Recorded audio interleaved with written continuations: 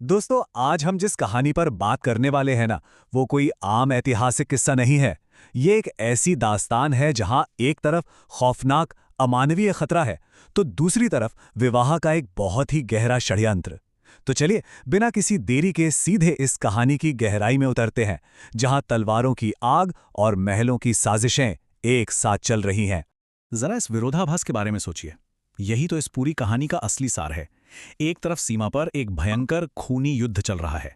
खून, आग, तलवारों की भयानक टकराहट और घोड़ों की चीखें, एकदम रोंगटे खड़े कर देने वाला मंजर। और वहां चंद्रगुप्त विक्रमादित्य बिल्कुल अकेले ही दुश्मनों की लाशें बिछा रहे हैं। ये तो हुआ एक भयानक शारीरिक युद्ध।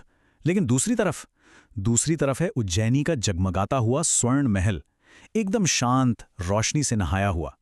पर सच बताऊं, इस चकाचौंध के पीछे ना सबसे घना अंधेरा छुपा है। एक तरफ शरीर पर गहरे घाव लग रहे हैं, तो दूसरी तरफ एक बहुत ही खतरनाक मनोवैज्ञानिक युद्ध लड़ा जा रहा है। युद्ध भूमि के बिल्कुल बीचों बीच चंद्रगुप्त के हाथ में खून से सनी तलवार है। वो आसमान की तरफ देखता है और उसके दिल से बस एक ही बात निकलती है। तलवार हाथ में हो, फिर भी दिल कांप जाता है जब किसी अपने के दूर जाने का एहसास आता है। ये कोई मामूली बात नहीं है, ये एक भयानक खतरे का संकेत है। उसे साफ महसूस हो रहा है कि मीलों दूर उस शांत दिखने वाले महल में कुछ बहुत बहुत गलत हो रहा है। और जानते हैं, उसका वो डर बिल्कुल सच है। अगर हम उज्जैनी के महल की तरफ चलें तो वहां की सच्चाई रूह कंपाने वाली है। ध्रुव स्वामिनी के खुद के पिता रामगुप्त के आगे घुटने टेक चुके हैं। उनका मानना है कि राजकुमारियां अपने दिल से नहीं, अपने राज्य से विवाह करती हैं। मतलब उनकी नज़र में ध्रुव स्वामिनी की अपनी कोई इच्छा, कोई भावनाएं हैं ही नहीं।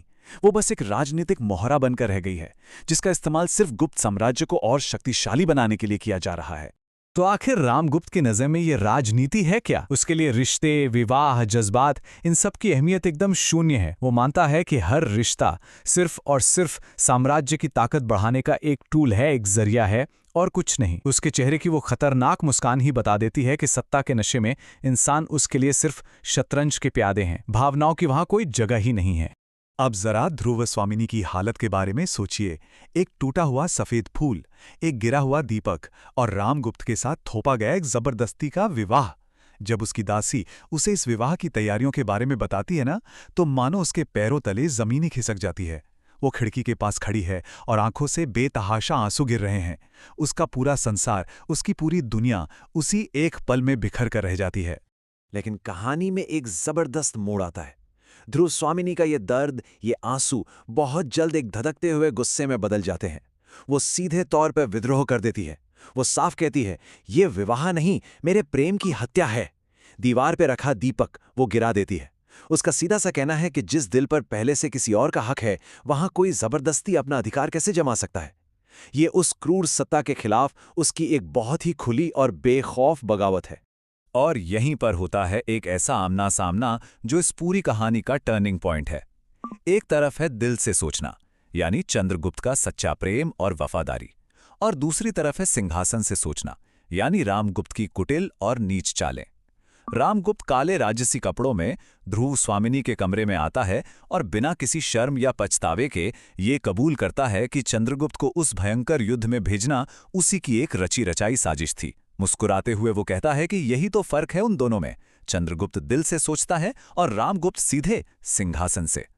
रामगुप्त का ये भयानक अहंकार यही नहीं रुकता। वो ध्रुव स्वामिनी के बिल्कुल करीब आता है और एक बहुत ही खौफनाक बात कहता है। वो कहता है कि अब प्रेम नहीं, सिर्फ अधिकार होगा। और वो उसे याद दिलाता है कि इतिहास हमेशा राजा का नाम याद रखता है, किसी प्रेमी का नहीं। ये अल्फाज दिखाते हैं कि रामगुप्त को लगता है भावनाएं सिर्फ कमजोरों के लिए होती हैं, और ताकत के दम पर वो इतिहास के पन्ने भी अपने हिसाब से लिख सकता है। पर ध्रुव स्वामिनी भी तो आसानी से हार मानने वालों में से बिल्कुल नहीं है। वो सीधा रामगुप्त की आंखों में आंखें डालती है और पलटवार करती है। गलत। इतिहास राजा को भूल सकता है, मगर सच्चे प्रेम को नहीं। ये सिर्फ दो लोगों की बहस नहीं है दोस्तों, ये दरअसल प्रेम और सत्ता के बीच का सबसे बड़ा टकराव है, जो इस पूरे नैरेटिव को एक बिल्कुल नया और गहरा आयाम दे देता है। खैर, महल के इस घुटन भरी राजनीति से अब वापस लौटते हैं युद्धभूमि की उस धधकती आग में। वहां शक सम्राट वसना अपनी जीत का जश्न मना रहा था। वो तो गुप्त साम्राज्य के खात्मे की घोषणा ही करने वाला था कि तभी एक झटके से सब बदल जाता है। हवा को चीरते हुए चंद्रगुप्त बिल्कुल उसके सामने आ खड़ा होता है। दोनों के बीच एक रोंगटे खड़े कर देने वाला मुकाबला शुरू होता है और फिर बिजली की सी तेजी से चंद्रगुप्त की तलवार सीधे सम्राट वसना के चेहरे पर जा लगती है। एक अचूक और घातक प्रहार। लेकिन इस प्रहार के बाद जो हुआ ना, वो शायद किसी ने अपने बुरे से बुरे सपने में भी नहीं सोचा होगा। वहां अचानक से एक बहुत ही भयानक आवाज गूंजती है, खुर्र। ये आवाज खून बहने की नहीं थी, ये आवाज थी सूखी चमड़ी के फटने की। जरा सोचकर देखिए उस दहशत को। तलवार का इतना घातक वार लगा है, लेकिन शरीर से खून की एक बूंद तक नहीं गिरी। मतलब तलवार चेहरे पर पूरी ताकत से लगी है, लेकिन घाव से खून की जगह सूखी और फटी हुई चमड़ी लटक रही है। और सबसे ज्यादा डराने वाली बात तो ये है कि उस फटी हुई चमड़ी के ठीक नीचे कुछ काला, कुछ ऐसा जो पूरी तरह से अमानवीय है, रेंगतावा दिखाई दे रहा है। चंद्रगुप्त की भी आंखें फटी की फटी रह जाती हैं। उसे समझ आ जाता है कि उसके सामने जो खड़ा है वो कोई इंसान तो बिल्कुल भी नहीं है। यकीन मानिए, ये मंजर इतना ज्यादा खौफनाक है कि वीर बेताल, जो खुद एक बहुत ही शक्तिशाली अलौकिक शक्ति है और जिससे किसी भी इंसान से कभी डर नहीं लगता, वो भी पहली बार बुरी तरह घबरा जाता है। वो कांपती हुई आवाज में कहता है, ये इंसान नहीं है। इससे साफ हो जाता है कि चंद्रगुप्त के सामने जो खतरा खड़ा है ना, वो कोई आम शारीरिक या मानसिक लड़ाई नहीं है, बल्कि एक पूरी तरह से शैतानी और हमारी समझ से परे की ताकत है। तो अब हम इस कहानी के उस मोड़ पर आ पहुंचे हैं जहां एक बहुत ही बड़ा और खौफनाक सवाल हमारे सामने खड़ा है। महल के अंदर एक इंसानी शैतान है, रामगुप्त, जो बड़ी ही चालाकी से सिंहासन और प्यार दोनों छीन रहा है। और दूसरी तरफ युद्ध भूमि में एक साधारण इंसान, एक नश्वर योद्धा चंद्रगुप्त। आखिर एक असली शैतान से कैसे लड़ेगा? एक तरफ राजनीति का धीमा जहर है, तो दूसरी तरफ एक अजेय अमानवीय शक्ति। ये दोनों ही युद्ध कैसे जीते जाएंगे? ये सवाल सच में सोचने पर मजबूर कर देता है, क्योंकि दोस्तों, असली खेल और असली परीक्षा तो बस अब शुरू ही हुई है। इस रोमांचक सफर में हमारे साथ बने रहने के लिए बहुत बहुत धन्यवाद।